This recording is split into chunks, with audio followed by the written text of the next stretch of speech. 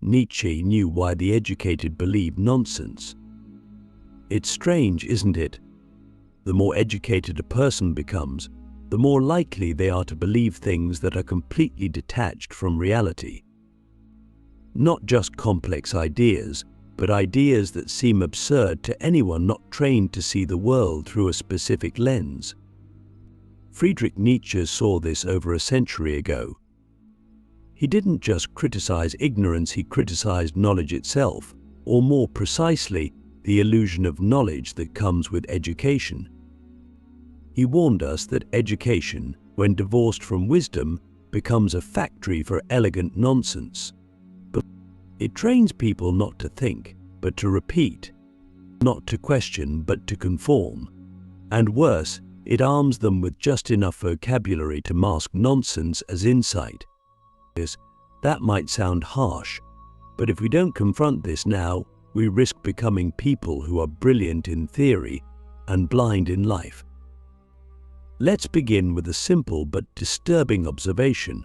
You can be highly intelligent and still completely wrong about the world.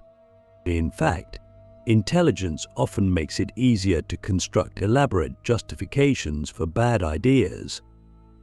In Nietzsche's words, the educated often suffer from conceptual intoxication, a kind of intellectual drunkenness where the world is no longer experienced directly but filtered through abstractions, jargon, and ideologies. You stop seeing reality and start seeing your theory about reality. And the more educated you are, the more likely you've been trained to trust the theory over your own eyes. You can be standing in a burning building, but if the data says it's fine, you'll stay put. Because you've been taught that your senses deceive you, but the system doesn't.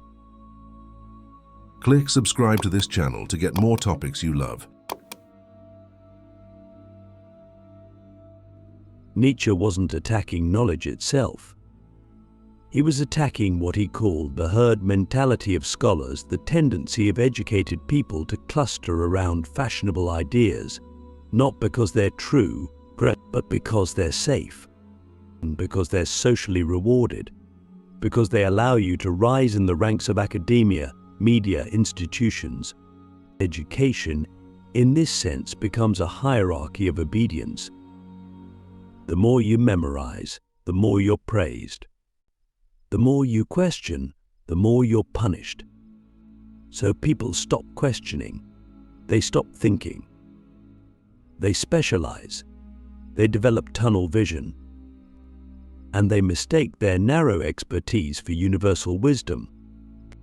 This is how nonsense enters the bloodstream of society, and through smart people who have been trained to stop trusting themselves, and through people who are afraid to say, "That doesn't make sense," because they'll be labeled anti-intellectual, and through people who would rather be wrong in a group than right alone. And here's the terrifying part, because these people are educated, they have influence, and they write the textbooks, they run the universities, they speak on the panels, and so the nonsense spreads. It becomes institutionalized. It becomes law. And if you dare to point out that the emperor has no clothes, you're not seen as perceptive, you're seen as dangerous. So let me ask you, have you ever felt something was off in what you were being taught, but you stayed quiet because everyone around you nodded in agreement? Have you ever sensed that a popular idea made no practical sense, but you didn't push back because it was wrapped in academic language? That's what Nietzsche was warning us about. In that moment when you betray your own perception for the comfort of group approval. That's not education. That's indoctrination with better grammar. Now, I know what some people will say, but aren't educated people better equipped to lead society? On paper, yes, but in practice, it depends on what they were educated into. If you teach someone how to think critically, how to question assumptions, how to observe reality with clarity, then yes, education is a gift.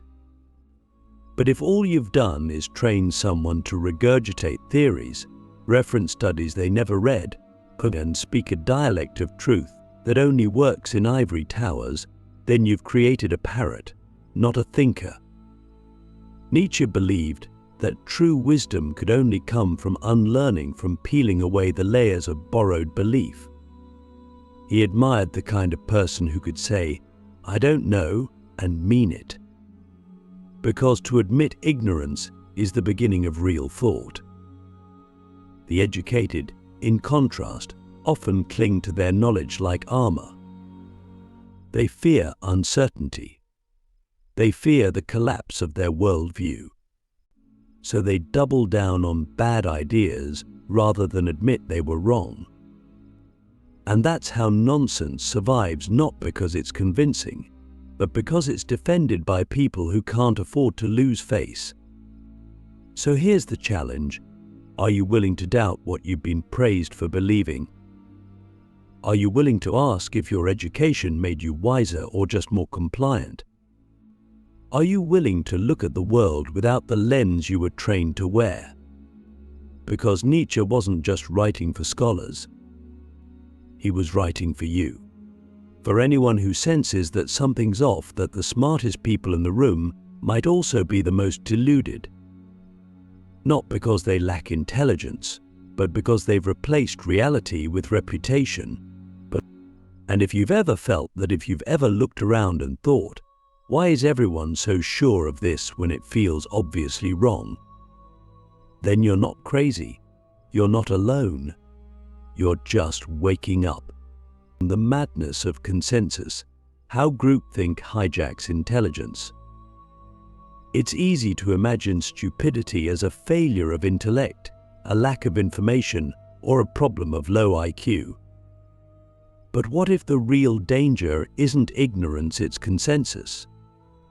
What if the most destructive ideas don't come from the uneducated, but from groups of educated people who are absolutely certain they're right? Nietzsche saw this coming long before we had terms like groupthink or echo chamber. But he understood that once a belief becomes socially rewarded, it stops being questioned. And when smart people stop questioning, their intelligence becomes a weapon not against lies, but against truth. Let's be clear, intelligence is not immunity to error. In fact, intelligent people are often more skilled at defending bad ideas. They can twist logic into a pretzel. They can cite data selectively. They can rationalize anything. But once you put them in a group, especially a group that shares the same incentives, they begin to lose sight of the truth altogether. Not because they're lying, but because they're blending. They want to belong. They want to be seen as smart by other smart people. And in that environment, the appearance of wisdom becomes more important than wisdom itself. This is the madness of consensus. Ideas stop being tested. Assumptions stop being challenged. People nod in agreement not because they're convinced, but because disagreement is dangerous. It gets you labeled. It gets you excluded. And so the group becomes a self-reinforcing bubble, echoing its own beliefs louder and louder until they feel like facts. But they're not facts, they're fashion, intellectual fashion. And just like any fashion, they change with the seasons, but not necessarily with the truth. Nietzsche despised this kind of conformity. In Beyond Good and Evil, he wrote, "Madness is rare in individuals, but in groups, parties, nations, and epochs, it is the rule." That's not just poetic, it's a warning. When people gather under the banner of a shared ideology, especially in intellectual circles, the pressure to conform becomes so strong that even the most independent minds can disappear. Not because they've lost their intelligence, but because they've stopped using it for its original purpose, to think, to see, to question. This is how nonsense becomes sacred. Once an idea is accepted by the group, it's no longer examined. It becomes taboo to doubt it. And the more educated the group is, the more sophisticated the justifications become. They'll write papers, conduct studies, build entire frameworks to explain what a child could see is false. And if someone from outside the group challenges it, someone who hasn't been through the same educational rituals, they'll be dismissed as uninformed. You wouldn't understand, they'll say. You haven't read the literature. But sometimes, the person who hasn't read the literature sees the truth more clearly, because they're not trapped in the same maze of abstractions. Let's take a step back and ask a hard question. Why do we believe what we believe? Is it because we've examined the evidence ourselves? Or is it because people we admire believe it too? Because it's repeated in books, in classrooms, in media, in peer-reviewed journals. Because it's what smart people are supposed to think. Nietzsche would challenge us to go deeper. He would say, stop asking what's acceptable. Ask what's true. And if it turns out that the truth is unpopular, so be it. That's the price of honesty. But most people don't want that price. They want approval. They want certainty. They want to be surrounded by people who nod when they speak. And so they trade truth for comfort. The irony is that consensus often feels like safety, but it's actually a trap. Once you're inside it, you start mistaking agreement for accuracy. You forget how to think in silence. You forget how to wrestle with doubt. You forget how to stand alone. But standing alone is exactly what Nietzsche admired. He didn't admire rebels for the sake of rebellion. He admired those rare individuals who could say, I see something different, and I'm willing to be misunderstood for it. That's why Nietzsche's philosophy isn't just about the intellect, it's about the will, the courage to be wrong, the courage to doubt the crowd, the courage to look around a room full of confident experts and say, I'm not convinced. That's not arrogance, that's integrity. So the next time you find yourself nodding along, pause. Ask yourself, do I actually believe this, or am I just afraid not to?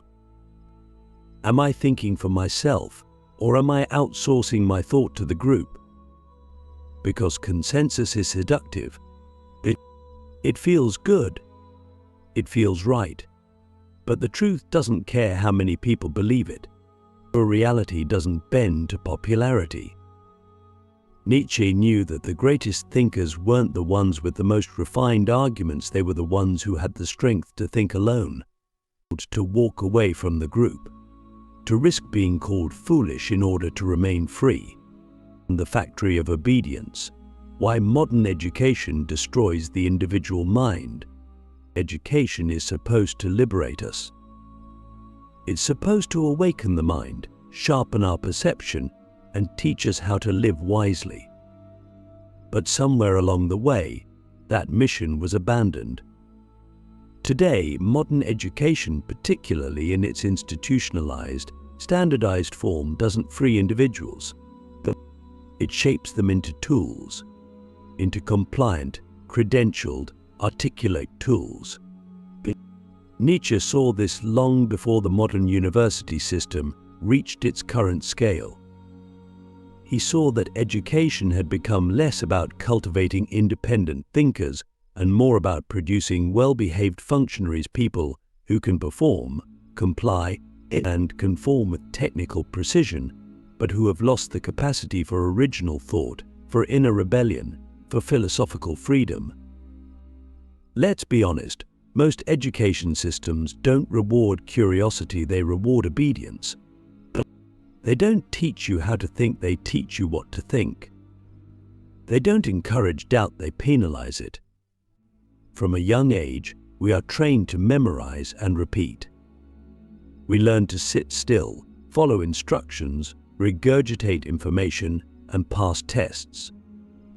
And when we do, we're told we're smart. But what does that actually mean? Smart at what? Smart at conforming? Smart at pleasing authority? Smart at playing a game that has no room for deviation? Nietzsche would argue that this is not intelligence, it's domestication. The wildness of the thinking mind is broken. The spirit of the questioner is tamed. And in its place we build the educated citizen, polite, productive, socially acceptable, and spiritually empty. We confuse credentials with wisdom. We confuse proficiency with insight.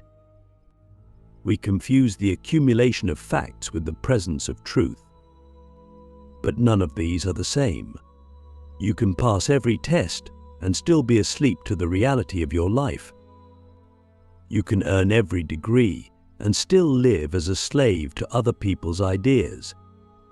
And the most dangerous part, you won't realize it. Because education, when done poorly, doesn't just misinform, it conditions. It builds a worldview so carefully, so thoroughly, that you don't even see it as a worldview. You see it as reality.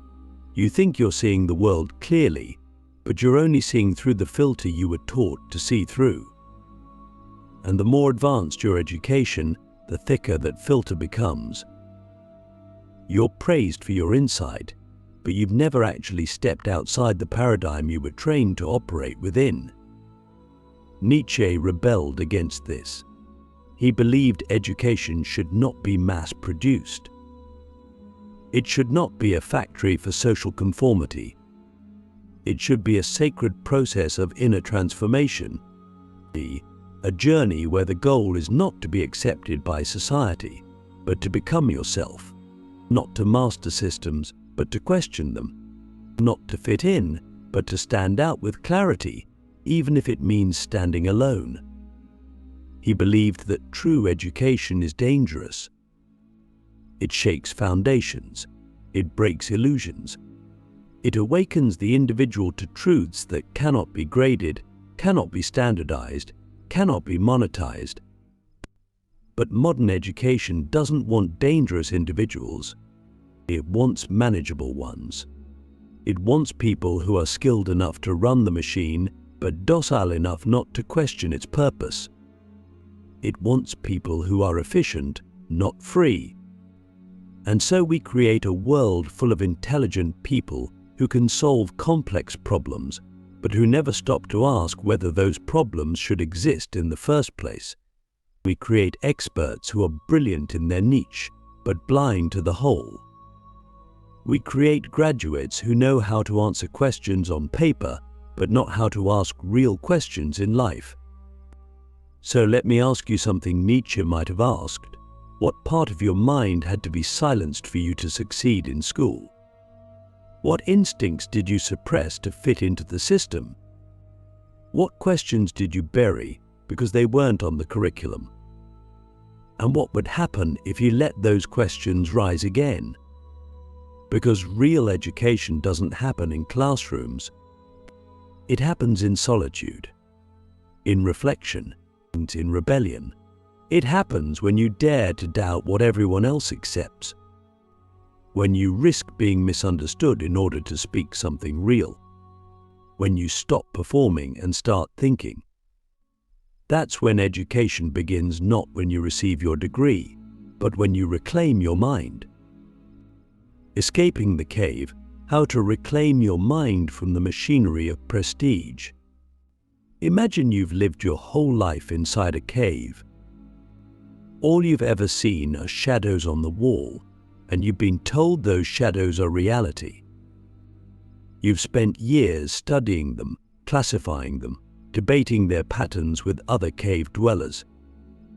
You've earned awards for your shadow analysis. People respect your opinions. You're called an expert. But one day something in you begins to doubt. You start to wonder, what if there's more? What if these shadows are not the thing itself, but only a reflection of something I've never seen? That moment of doubt, terrifying, liberating, irreversible, is the beginning of waking up. Plato called it the allegory of the cave. Nietzsche lived it. And if you're watching this, maybe you're living it too. The machinery of prestige, the system of titles, degrees, accolades, and institutional approval is the modern cave. It gives you a place. It gives you purpose. It gives you a script. But it also gives you chains disguised as gold. It trains you to chase recognition instead of truth. It teaches you to fear failure more than falsehood. And worst of all, it convinces you that your value is something to be earned from others rather than discovered within. Nietzsche saw this with brutal clarity. He knew that once your self-worth is tied to external structures, you'll say anything, believe anything, conform to anything just to stay in the good graces of the machine. You'll betray your own perception because the system rewards betrayal and punishes honesty. So how do you escape? The first step is silence. Not external silence, but internal stillness, the courage to stop echoing what you've been taught and listen to what's real for you. That's not easy. It means stepping away from the noise of consensus. It means turning down the volume of applause and asking yourself, what do I actually know? What do I truly believe? What am I afraid to say out loud, even to myself? These questions are not academic, they are spiritual. Because the journey of reclaiming your mind is not just about ideas. It's about identity. It's about remembering who you were before you were told who to be. The second step is rejection. You must be willing to reject the rewards of the cave. The praise, the status, the comfort of belonging. That doesn't mean becoming a hermit. It means becoming sovereign. It means using education without being used by it. It means walking into institutions with your eyes open, knowing that their approval is not the measure of your worth. Nietzsche called this the path of the free spirit, a person who has burned the map and chosen to navigate by inner compass. A person for whom truth is more sacred than acceptance. A person who would rather be mocked than manipulated. And the third step is creation. Once you've left the cave, once you've seen the world with your own eyes, your task is not to burn it all down, it's to build. To build new ways of thinking, new ways of seeing, new ways of living that reflect the truth you've discovered. That's what Nietzsche meant when he said, "He who has a why to live can bear almost any how." When you've found your why, your inner truth, your unshakable clarity, you become unstoppable. Not because you're better than others, but because you're no longer dependent on them for validation. So here's the final question. Are you ready to leave the cave? Not just intellectually, but existentially. Are you ready to risk being misunderstood, ignored, even hated for the sake of living a life that is truly yours? Are you ready to stop playing the game and start writing your own rules? Are you ready to trade comfort for consciousness? Because that's what Nietzsche wanted for us, not to be cynics, but to be creators. Not to escape reality, but to embrace it. Not to believe nonsense, no matter how educated it sounds, but to cut through it with the blade of truth. The world doesn't need more experts. It needs more awakened minds. It needs you not as you've been trained to be, but as you truly are. Welcome back to yourself.